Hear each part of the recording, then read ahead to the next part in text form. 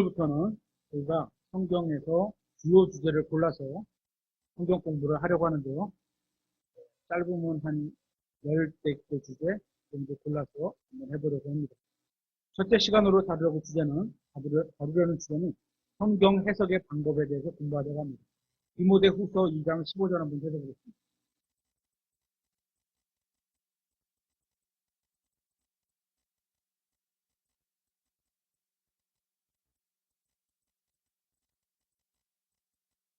디모데후서 2장 15절. 한 절이니까 다 같이 한 목소리로 읽도록 하겠습니다. 시작. 너는 진리의 말씀을 바르게 나누어 너 자신을 하나님께 인정받은 자로 부끄러울 것이 없는 일꾼으로 나타나도록 연구하라. 이 한 구절에 굉장히 많은 의미를 담고 있다고 봅니다. 우리가 하나님의 말씀을 어떻게 연구해야 되는지 그 방법까지도 잘 나와 있습니다. 바르게 나누어 연구하라는 겁니다. 그래야 하나님께 인정받을 수 있다는 겁니다. 그런데 이 말은 성경을 연구만 해서 성경을 많이 알고 있으면 자동적으로 인해 인정을 받는다는 얘기가 아닙니다. 다만 성경을 연구하지 않으면 하나님께 인정받을 수 있는 길이 없다는 것을 말씀드리겠습니다. 이것은 구원과는 전혀 별개의 다른 문제입니다. 구원은 값없이 거저받지만 하나님께 인정받기 위해서는 우리가 열심히 성경을 연구하고 또 바르게 성경을 연구한 대로 살아야 하는 것이 필요하다는 겁니다. 왜냐하면 성경을 모르고 하나님께서 하지 말라나 하는 일을 하면서도 자신은 마치 하나님을 잘 섬기고 있다고 착각하는 경우가 너무나 많기 때문입니다. 그래서 진리의 말씀을 바르게 나누라고 말씀하고 있는 겁니다. 우리가 가장 먼저 나눠야 할 것은 바로 구약과 신약을 나누어야 합니다. 구약에 하나님께서 유대인들에게 하신 말씀이 있고 신약에는 하나님께서 그리스도인들에게 하신 말씀이 있습니다. 서로 다른 대상에게 다른 말씀을 하셨습니다. 이것은 바르게 나누지 않으면 아브라함의 육신의 후손인 유대인에게 하신 말씀은 신약의 구원받은 사람인 교회에게, 그러니까 교회가 유대인이 아닌데도 불구하고 교회에게 이걸 적용하려고 하는 겁니다. 그렇죠? 교회인 우리가 이것을 나에게 하는 말씀이구나 이렇게 생각하고 이걸 적용하려 한다면 유대인에게 하신 말씀인데 이걸 나에게 하신 말씀이라고 적용하면 잘못된 믿음을 갖게 됩니다. 인정받지 못하는 일을 하게 될 수 있다는 겁니다.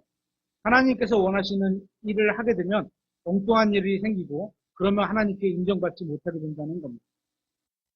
원하시지 않는 일을 하면, 그래서 하나님을 제대로 섬기려면 하나님의 뜻을 알아야지 다르게 섬길 수 있기 때문에 우리는 반드시 하나님의 말씀을 연구해야 하는 겁니다.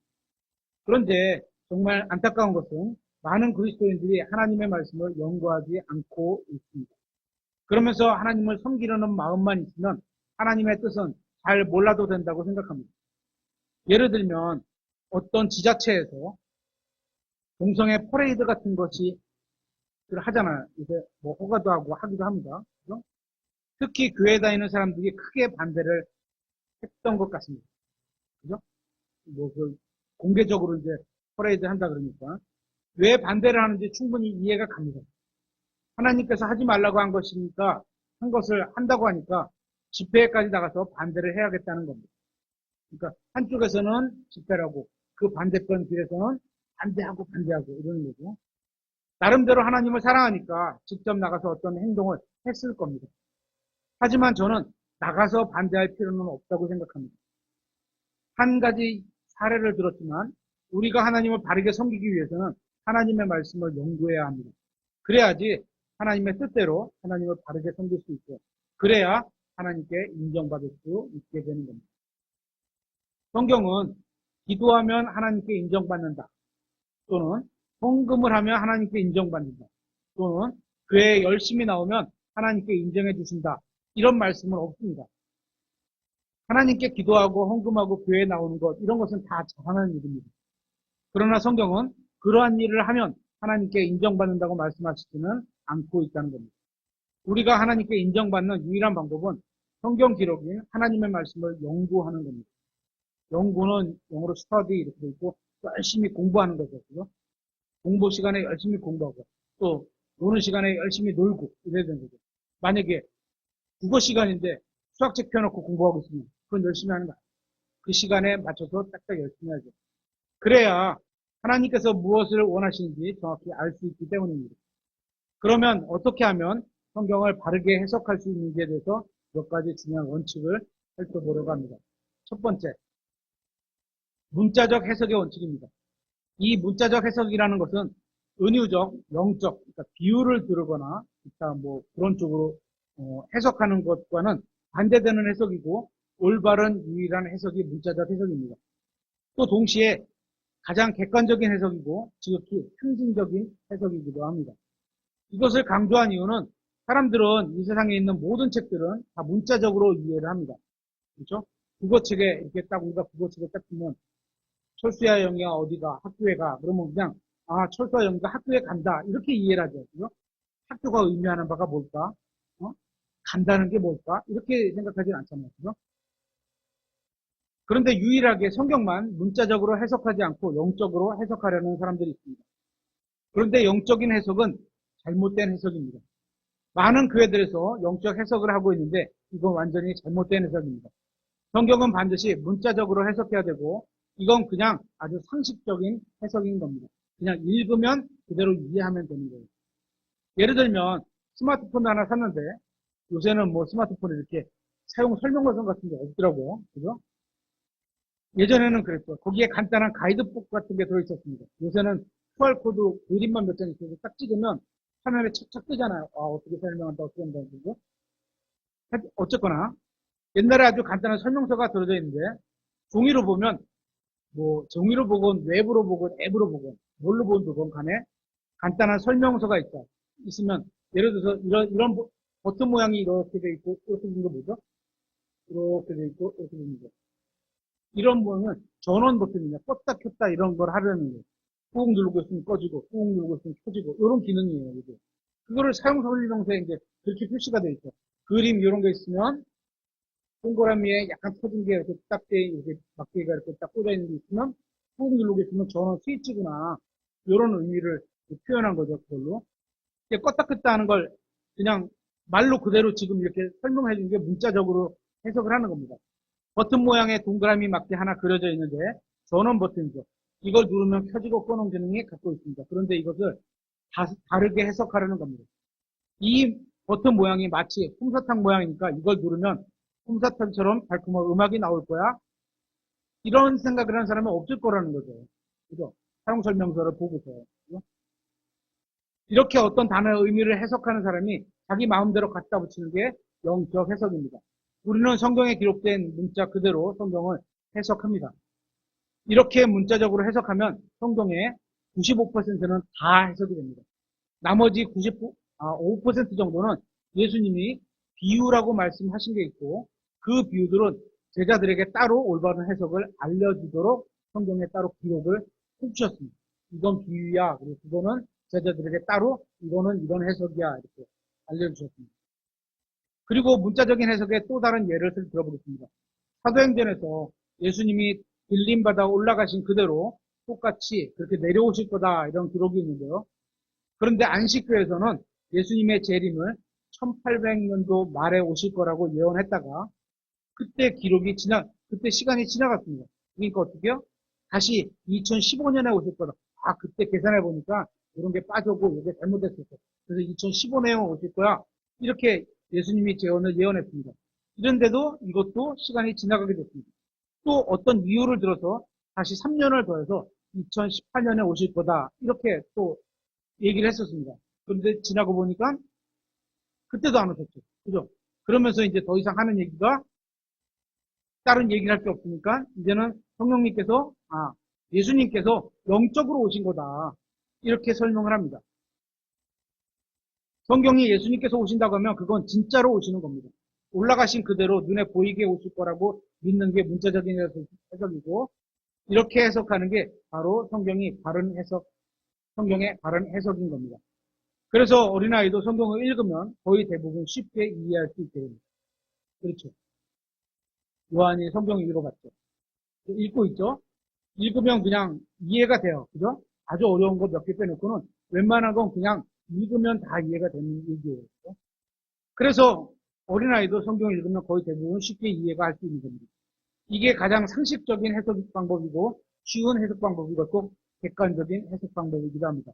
문자적으로 해석하면 누구나 다 똑같이 해석할 수 있고 동일한 해석을 할 수밖에 없습니다. 그러면 이 문자적인 해석이 맞는 해석이란 걸 어떻게 알 수 있을까요? 아주 쉽습니다. 성경에는 많은 예언들이 담겨 있는데요. 성경은 기본적으로 그래서 예언의 책이라고 합니다. 이 예언의 중심에는 예수님께서 그 예언의 대부분을 차지하고 있는데 예수님에 관한 것들에 대한 예언이 초림과 재림으로 크게 나눌 수 있습니다. 예수님의 초림과 관련된 것들과 주로 고난받으시는 예수 그리스도의 메시아 십자가 이런 예언들이 있고 대표적인 게 시편 22편의 예가 있을 겁니다. 또한 재림에 관한 예언들이 있는데 오셔서 진노하시고 심판하시고 이런 것들에 관한 예언들이 있습니다. 그래서 구약 성경을 보면 초림에 관한 예언들과 재림에 관한 예언들이 혼합되어 있는 것을 보게 됩니다. 그런데 초림은 실제로 2000년 전에 이미 있었던 일이 되어버리고 말았습니다. 그죠? 시간이 지나갔어요. 예수님께서 이 세상에 실제로 오셨죠. 그렇죠? 어떻게 알아요? 2000년 전에 살았었나요? 어떻게 알아요? 성경이 그렇게 말씀하시니까 우리는 그대로 믿는 거예요. 오셨죠? 하지만 재림은 아직 오시지 않았습니다. 그래서 이 초림에 관한 예언들이 어떻게 성취되었는지를 보면 재림에 관한 예언들도 어떻게 성취될 것인지를 알 수 있는 겁니다. 예를 들면 이사야서 53장에서 예수님의 재림을 말하다가 갑자기 초림을 말하고 다시 재림을 말하고 이렇게 예언이 혼재되어 있는 걸 보게 됩니다. 그런데 신약 성경에는 그 혼재되어 있는 것들 중에서 초림에 관한 것들만 모두 성취가 되었습니다. 예수님께서 일단은 오셔서 초림에 관한 건 현재 다 성취가 됐죠. 재림에 관한 건 성취가 되지 않았습니다. 그리고 초림에 관한 게 어떤 게 성취됐냐를 보면 우리가 성경을 어떻게 해석해야 되는지를 알 수 있는 겁니다. 예언에 베들레헴에서 태어나실 것이다. 진짜로 베들레헴에서 태어나셨습니다. 나사렛 사람이라 불릴 것이다. 진짜로 나사렛에서 사셨습니다. 처녀에게 나실 것이다. 진짜로 처녀에게 나셨습니다. 그냥 처녀 같은 여자가 아니라 처녀에게서 난다는 겁니다. 이런 의미가 모두 문자 그대로 처녀에게서 태어난 것처럼 문자 그대로 성취되었습니다. 그러니까 예수님의 초림에 관한 예언들이 모두 문자적으로 성취가 되었기 때문에 재림에 관한 예언들도 문자적으로 성취될 것이라고 알 수 있는 겁니다. 초림에 관해서는 문자 그대로 성취되었는데 재림에 관해서는 영적으로 성취될 것이다. 이것은 앞뒤가 맞지가 않습니다. 그죠? 초림이 문자적으로 성취되었다면 재림도 문자적으로 성취될 겁니다. 그래서 문자적인 해석은 어느 한 부분만이 아니라 성경 전체에 적용되어야 한다고 믿는 겁니다. 성경은 문자 그대로 기록된 대로 해석해야 합니다. 사람들이 이 세상의 법전과 신문 기사를 대하듯이 아침에 요새는 종이로 된 신문이 종이로 됐는데요. 종이로 된 걸로 보지 않고 요새는 앱으로 아침 뉴스 이렇게 보잖아요. 근데 거기 나오면 예를 들어서 어떤 선수가 금메달을 땄는데 협회에 대해서 뭐라고 얘기했어? 이런 표현이 있으면 그냥 그대로 이해를 우리가 하잖아요. 그죠? 있는 그대로 있는 대로. 성경도 똑같은 겁니다. 그렇게 기록된 그대로 읽고 문자 그대로 이해해야 합니다. 이제 다른 문자 그대로 이해하지 않는 다른 5%를 한번 살펴보도록 하겠습니다. 마태복음 13장 34절입니다.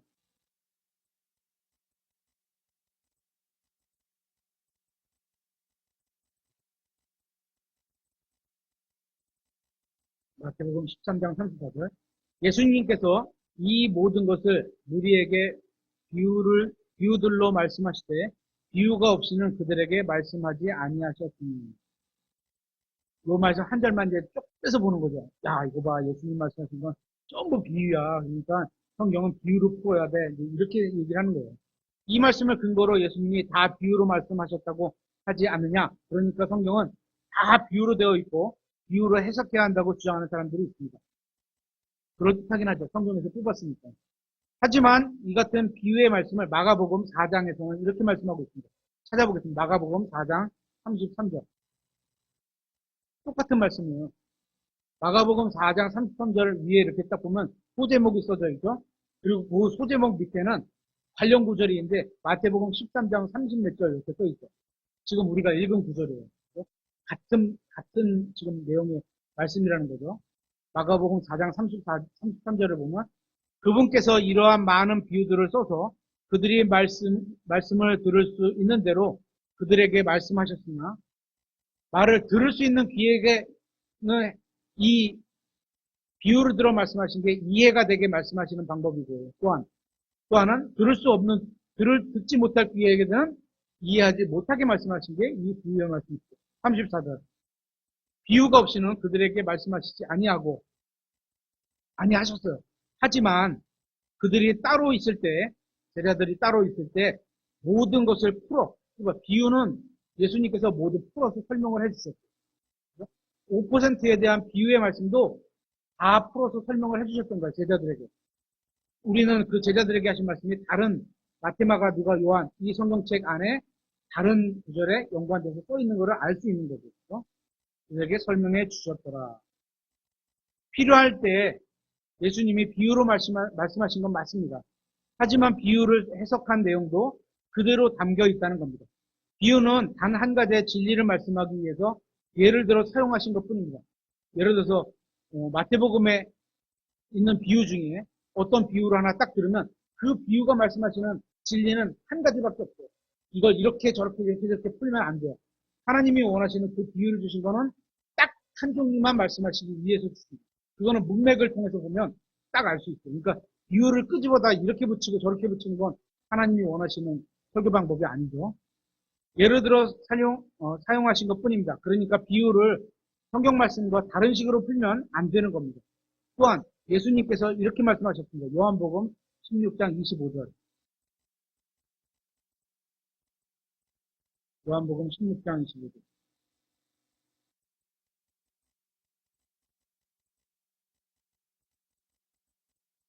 내가 이 일들을 비유로 너희에게 말하였으나 때가 오면 내가 다시는 비유로 너희에게 말하지 아니하고.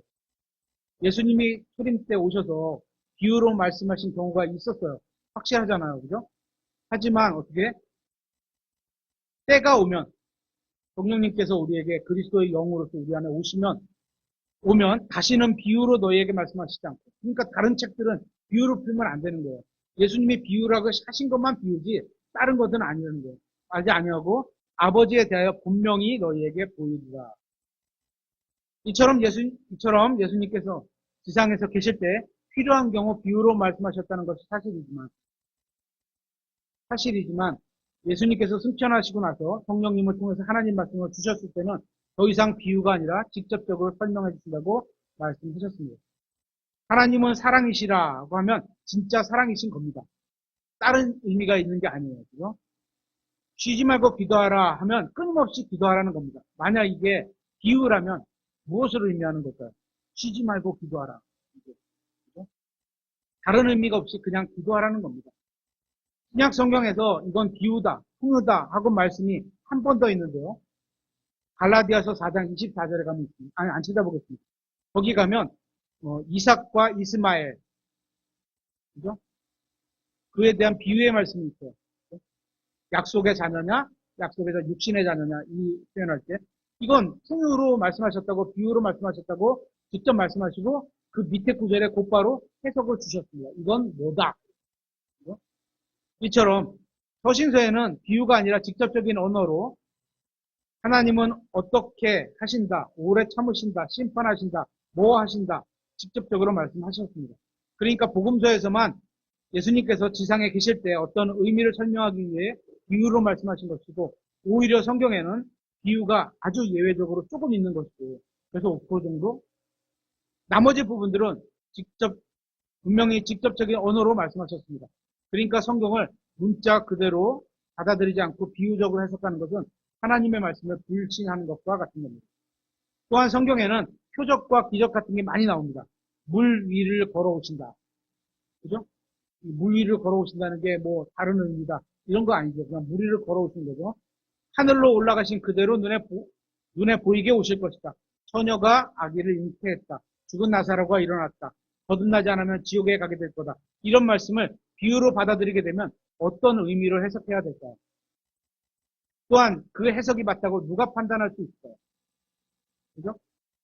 예를 들어서 교황이 천주교에서 교황이 성경에 있는 것 같고 이렇게 뭘 내렸어? 언지를 내렸다 그러나 말을 이렇게 내렸어.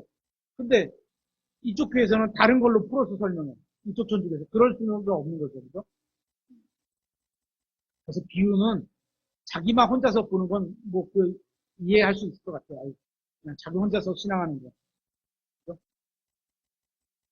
이런 식으로 자꾸 비유를 해석하려고 하면 성경 말씀에 대해 불신만 생기게 됩니다. 이런 비유적 해석은 성경을 왜곡하는 겁니다. 성경을 문자 그대로 해석하지 않으려는 또 다른 이유는 유대인들에게 하신 말씀을 자기에게 적용하려는 욕심 때문입니다.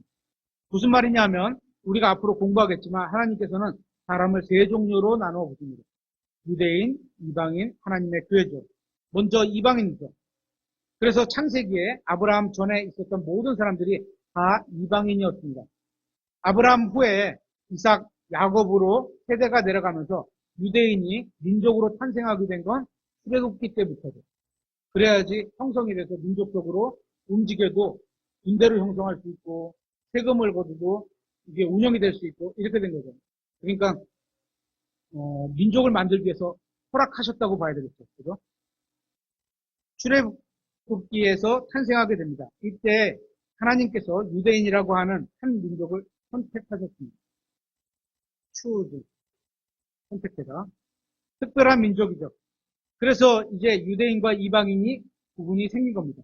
그렇게 구약에는 유대인과 이방인만 있었던 겁니다. 그런데 신약에 와서 이제 교회라는 독특한 하나의 민족을 다시 선택하시게 됩니다. 이것도 베드로전서 2장 9절에 가면 네이션 해갖고 민족이라는 단어를 선택하셨다. 추스는 이렇게 되어 있습니다. 교회도 하나의 민족입니다. 그래서 하나님 앞에서는 세 개의 민족만이 있는 겁니다. 모든 사람은 다 이방인이고 그리고 그 중에 유대인의 하나의 민족이 있고 또 그 유대인과 이방인 중에서 구원받았고 나서 예수님 안에 들어온 사람들도 교회라는 또 하나의 민족이 된 것입니다. 그런데 이제 구약 성경을 보면 대부분의 90%가 유대인들에게 직접적으로 하시는 말씀입니다. 신약 성경은 대부분 교회에게 직접적으로 하시는 말씀입니다. 구약 성경과 신약 성경에서 아주 적은 부분에서 이방인들에게 하시는 말씀도 있습니다. 그래서 우리가 성경을 읽고 연구하고 해석해야 할 때 이 말씀이 누구에게 하시는 말씀인지 먼저 봐야 하는 겁니다. 말하는 자가 누구고 말 받는 대상이 누구인지 구분하지 못하면 성경을 정확하게 이해할 수 없게 됩니다. 이런 사실은 아주 상식적인 거고 거의 모든 해석의 기본이 되는 겁니다. 이런 걸 잘하면 이제 과학도 잘해요. 분리를 잘하니까. 같은 종류끼리 문문 쓸 때도 그렇죠. 어떤 소주제가 있으면 주제별로 딱 하고 그다음 소주제에서도 또 골라내고 그 소주제에서도 어떤 재료별로 하든지 이름별로 하든지 연대별로 하든지 분리해서 쫙 알맞게 써놓으면 이제 논문이 되는 거잖아요. 예를 들면 은설이 아버지가 있는데 은설이 아버지 계시죠? 네. 딸 은설이에게 열심히 공부하기를 바라서 이번 시험에서 100점 맞으면 용돈을 10만 원 주기로 약속을 합니다. 은설이 입이 좋아지고 있어요. 그런데 이 말을 시온 언니가 듣고는 이번 시험에서 100점을 맞은 후에 시온이가 안 쳐다보네. 100점을 맞았어요, 이제. 시온이가. 근데 은설이 아버지에게 찾아가서 용돈을 10만 원 달라고 합니다. 그러면 주실까요? 안 주실까요? 왜 안 주실까요? 응? 약속의 대상이 다르기 때문입니다. 그렇죠? 은설이 아버지는 은설이에게 약속한 것이지 시온이에게 약속한 게 아니기 때문입니다. 네. 시온이 아버지도 약속하실 거예요. 조금 올려서 한 15만 원 이렇게 올려서. 이처럼 약속의 말씀을 받는 대상이 중요한 겁니다. 그래서 하나님께서 유대인들에게 하신 말씀을 교회인 나에게 적용하려고 해서는 안 되는 겁니다. 완전 대상이 다른 거예요. 성경을 문자적으로 해석하면 유대인에게 하신 말씀은 유대인에게, 교회에게 하신 말씀은 교회에게 이렇게 적용하게 됩니다. 정확하죠. 그런데 구약을 읽다 보니까 하나님께서 유대인들에게 주신 축복의 내용이 너무 좋게 보이는 겁니다. 우리나라 말로 남의 떡이 더 크게 보이는 겁니다. 왜냐하면 유대인들에게 주신 것은 부동산 같은 물질적인 복을 약속으로 주셨거든요. 아파트, 땅, 이런 것들. 그죠? 땅, 건강, 평화로운 삶. 이 세상에서 잘 먹고 잘 사는 것 등등. 그런데 교회에게 약속하신 말씀을 보니까 이 세상에서는 영적인 복만 약속해 주셨고 다른 보상들은 하늘에서 받게 됩니다. 여기서 받고 싶은데, 여기서 부유하게 살고 싶은데. 예를 들면 유대인들에게는 10억짜리 아파트를 주시겠다고 이렇게 말씀하셨다면 물질적인 거로 주는 거니까 그에게는 10억 원어치의 영적인 기쁨을 주시겠다 이렇게 말씀하신 겁니다. 그래서 어떤 사람들이 10억 원어치의 기쁨 말고 그냥 이 땅에서 10억 원짜리 아파트를 주시는 게 낫다고 해서 유대인도 아닌 사람들에게 영적인 유대인들이라고 하면서 이스라엘에게 주신 약속을 자신들이 받게 되는 것으로 가르치는 겁니다. 그런데 미안하지만 성경에는 그런 약속이 없습니다.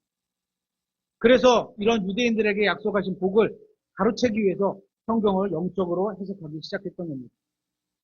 여러분에게도 물어보겠습니다. 정직하게 답해요. 하나님께서 여러분에게 10억 원짜리 아파트와 10억 원짜리 기쁨 중에서 하나를 선택하라고 하면 여러분은 어떤 걸 선택하시겠습니까? 네? 맞아. 정직하네. 이런 마음을 노린 게 천주교하고 천주교에서 파생된 개신교의 일부 교회들입니다. 이렇게 가르치고 믿는 겁니다. 이렇게 잘못된 해석을 기독교로 가져온 이유는 유대인들에게 주신 엄청난 물질적인 축복을 교회가 상속받게 하기 위해서 그렇게 영적으로 해석하기 시작하는 겁니다. 성경은 문자적으로 해석해야 합니다.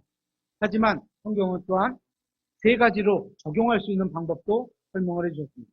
창세기 1장을 보면 아직 안 찾아집니다. 물이 부족해서요. 자꾸 찾으면 안 됐어요.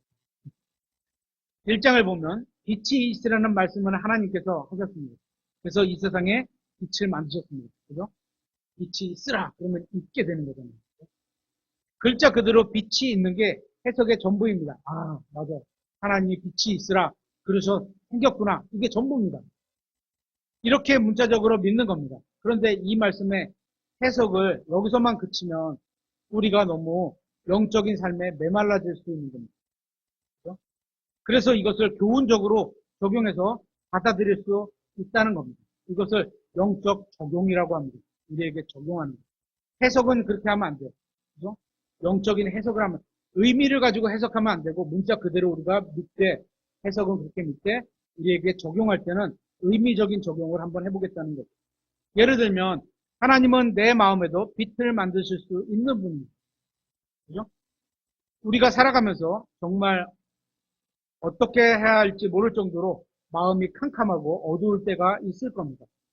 눈을 뜨긴 했는데 어떻게 살지 눈앞이 캄캄해지고 기능적인 눈은 작동하고 있는데 마음의 눈은 완전히 어두워질 때가 있습니다. 예, 오래 사신 분들은 이 말이 이해가 갈 겁니다. 예를 들어 크게 의지하던 남편이 돌아가셨을 때는 저희 어머니가 그러셨죠.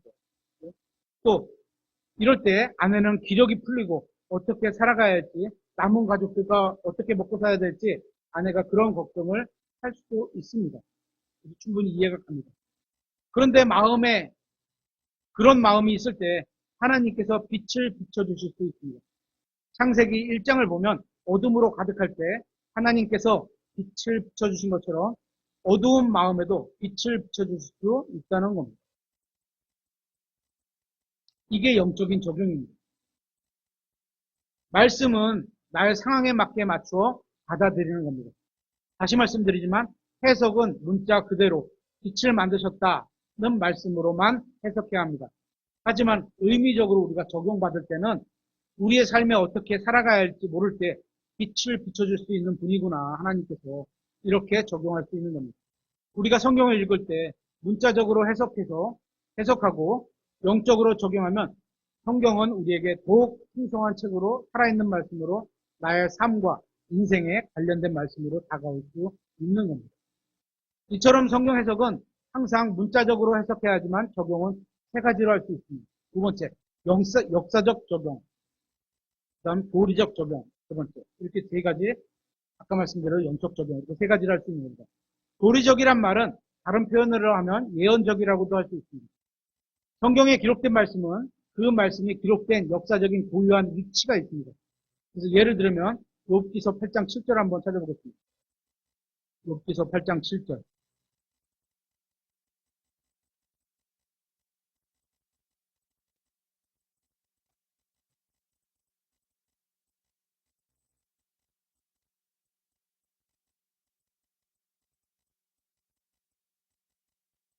한 장이니까, 한 절이니까 다 같이 읽겠습니다. 시작. 비록 내 시작은 작을지라도 내 마지막 끝은 심히 크게 되리라. 이 구절은 교회 다니는 사람들이 운영하는 대부분의 식당에 걸려있는 액자 속의 말씀일 겁니다. 그런데 문제가 뭐냐? 시작은 미약했는데 끝도 별로 크게 되지 않을 겁니다. 않은 경우가 너무나 많습니다. 또 반대로 시작은 심히 큰데 끝이 미약한 경우도 있을 겁니다. 여러분이 창업하시면 저는 여러분의 사업이 잘 되기를 바랍니다. 그런데 생각한 바와 달리 시작은 했는데 끝이 기대만큼 좋지 않을 경우가 더 많을 수도 있습니다. 왜일까요? 가게 사장님이 비록 내 시작은 작을지라도 내 마지막 끝은 심히 크게 되리라는 이 말씀에 대해 믿음이 부족해서 그런 걸까요? 요셉 형제님이 이제 저축을 많이 해서 가게를 차렸어요. 근데 아시는 분이 이 액자를 갖다 딱 걸어줬어요. 뭐 너무 멋있잖아요. 그죠? 근데 형제님이 이 말씀을 안 믿어갖고 가게가 전 잘 되길 바래요. 열심히 해서 노력하고 또 뭐 음식 연구도 많이 해서 맛있는 걸 만들어서 많이 손님들에게 대접해줬으면 좋겠습니다. 그죠? 근데 이게 잘 안 되는 거예요. 걸려있는 가게들 대부분 그리스도인 가게는 아마 대부분 걸려있을 거예요. 근데 왜 이 말씀대로 안 될까요? 사장님이 믿음이 부족해서? 그건 아닙니다. 하나님께서는 성경에 있는 이 말씀을 하긴 하셨지만 이 말씀은 하나님께서 우리에게 하신 말씀이 아니기 때문입니다. 나에게 하신 말씀은 아니에요. 그때 욥에게 하신 말씀이죠. 그러니까 하나님의 말씀 성경에는 전혀 문제가 없는 겁니다. 이 말씀에 문제가 있는 게 아니에요. 문제는 다른 사람에게 하신 말씀을 나에게 직접 적용하려고 하기 때문인 겁니다. 아셔야 할 것은 성경의 모든 구절은 어느 특정한 부류의 사람들을 위해 기록되어 있다는 겁니다. 다른 말로 표현하면 성경의 모든 기록은 저를 위해 주신 것이지만 모든 기록이 나를 위해서 나의 유익을 위해서 주신 거지만 모든 성경 기록이 나를 향해서 내가 그렇게 꼭 살아야 되면 되는 건 아니는 거죠. 그죠? 만약에 제가 가끔 예를 좀 특이한 걸 들면 아브라함이 첫째 아들을 낳았는데 바쳐야 돼. 그죠? 그러면 요셉 형제가 지금 살아있을까요? 죽어야죠. 혼자 업무를 드려야 되니까. 그죠? 그렇게 되는 거예요. 근데 그걸 적용하지 않잖아요, 우리한테. 그죠? 있는데도. 그것처럼 모든 말씀이 저를 향해 말씀하고 있는 것은 아니라는 거죠. 이해가 되세요? 나에게 주신 말씀 맞아. 구약, 신약 다 나에게 줘서 구약은 영적으로 유익하게 신약은 믿음으로 살라고 주신 말씀이 맞지만 구약 같은 경우는 나에게 딱 너 꼭 이렇게 살아야 돼? 이렇게 주신 건 아니라는 거죠. 신약은 맞지만 그인 저에게 말씀하신 것들은 주로 신약에 있습니다. 다시 말하면 구약에는 저에 대해 하신 말씀이 아닌 것들이 굉장히 많다는 겁니다. 하지만 이러한 말씀들도 저에게는 어떤 교훈적인 유익을 주기 위해서 하신 말씀이라고 주신 겁니다. 그래서 디모데후서 3장에서는 이렇게 말씀하고 있습니다. 디모데후서 3장 16절 한번 찾아보겠습니다. 디모데후서 3장 16절.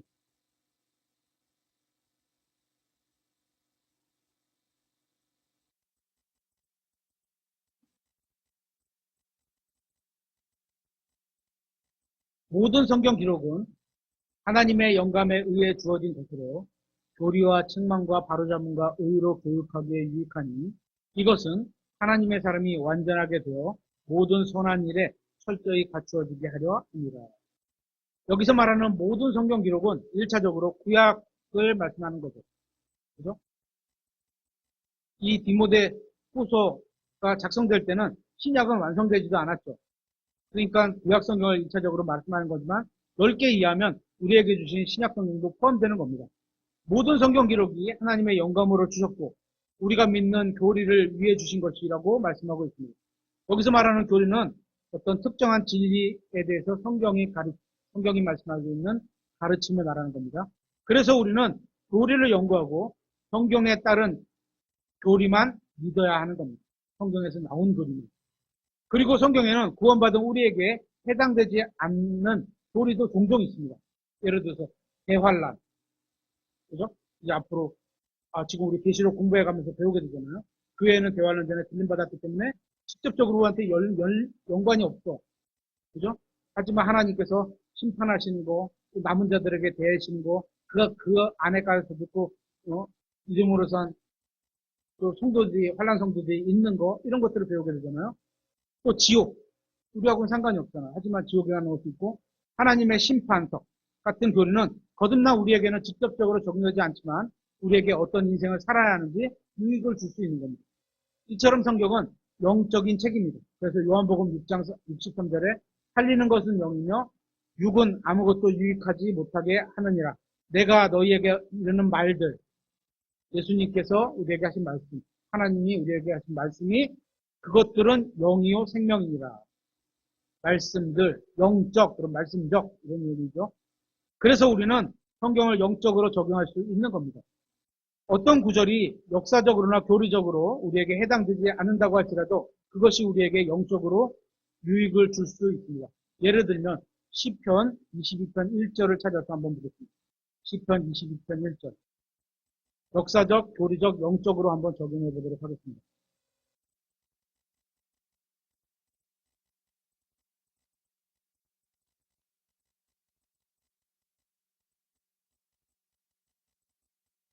(22편 1절) 나의 하나님이여 나의 하나님이여 어찌하여 나를 버리셨나이까? 어찌하여 그렇게 멀리 떨어져 계셔서 나를 돕지 아니하시며 나의 울부짖는 말을 듣지 아니하시나이까? 이 구절은 다윗의 유명한 시편입니다. 이것은 다윗이 자기 이야기를 기록한 겁니다. 그렇죠. 다윗이 어려움에 처해있을 때 하나님께서 자신을 버리셨다고 생각하고 이런 고백을 한 겁니다. 그래서 역사적으로는 다윗에게 적용이 됩니다. 그렇죠. 무슨 말인지 알죠, 이거는? 그리고 교리적으로는 이건 예수님에 관한 예언이 될 수 있습니다. 어떻게 할 수 있죠? 마태복음 27장 한번 찾아보겠습니다. 마태복음 27장 46절. 이 구절을 성령님께서 해석해 주셨는데요.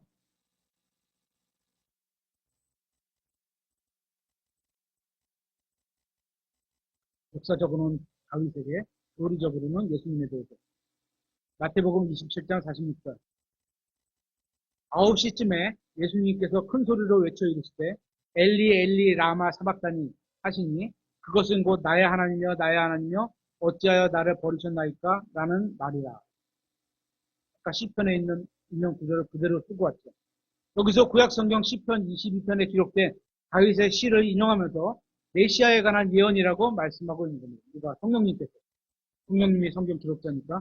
그러면서 예수님께서 우리를 대신해서 하나님 앞에서 죄가 되셔서 하나님으로부터 단절되는 대속의 교리를 보여주는 말씀입니다. 또한 이 말씀을 이제 교리적으로는 예수님에 대해서 적용하고 영적으로 적용하면 하나님과의 관계를 맺는 모든 사람들, 즉 하나님의 백성들, 하나님의 자녀들인 우리에게 이렇게 적용할 수 있습니다.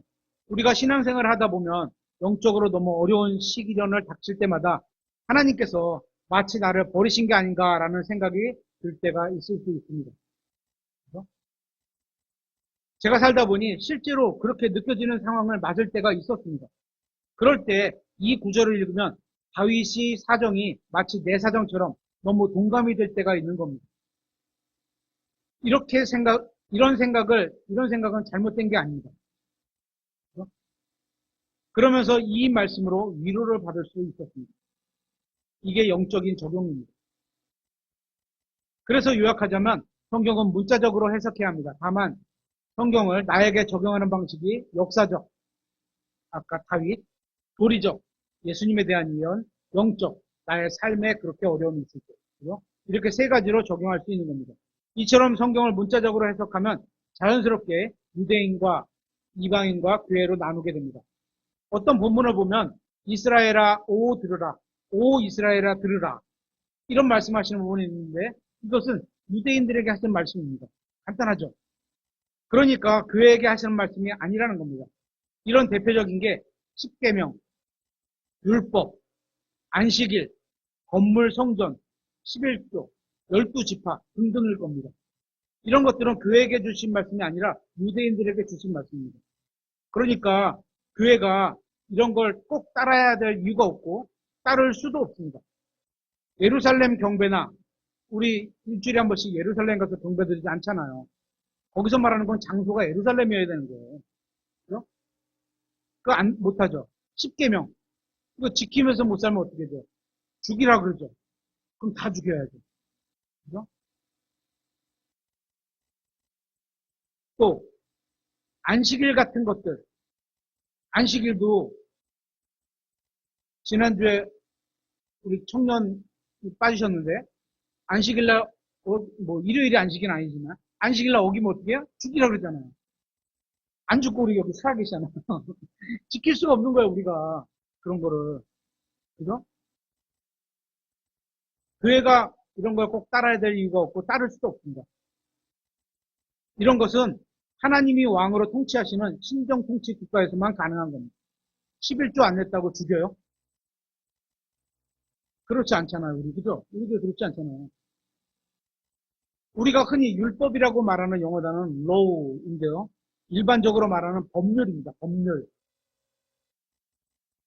근데 이제 성경에다가 율법 이렇게 써놓으니까 마치 특별하게 뭐 있는 것처럼 있는데 그냥 법률이에요.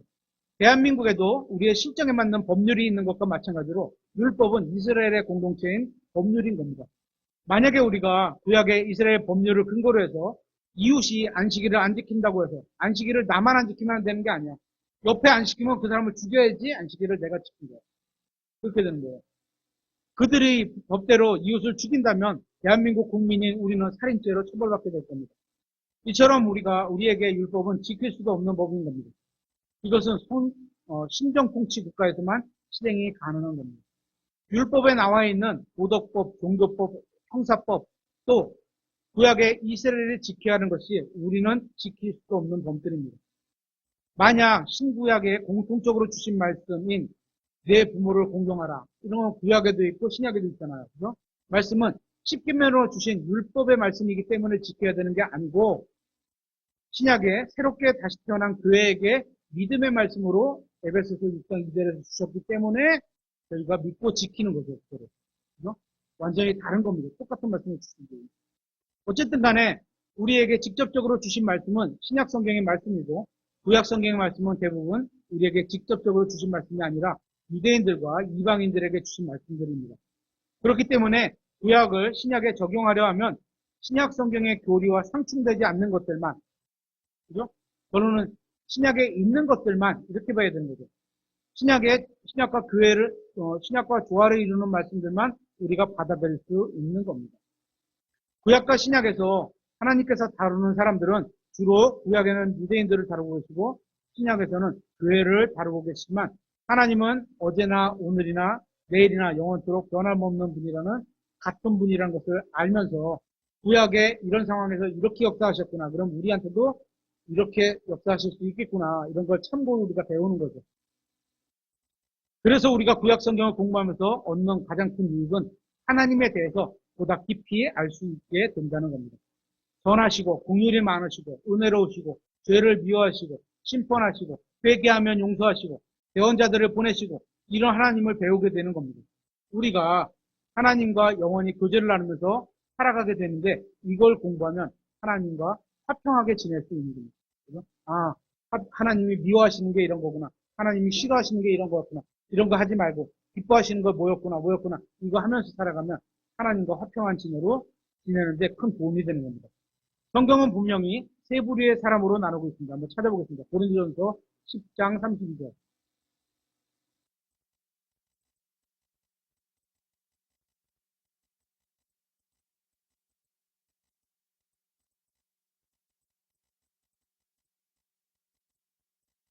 고린도전서 10장 32절.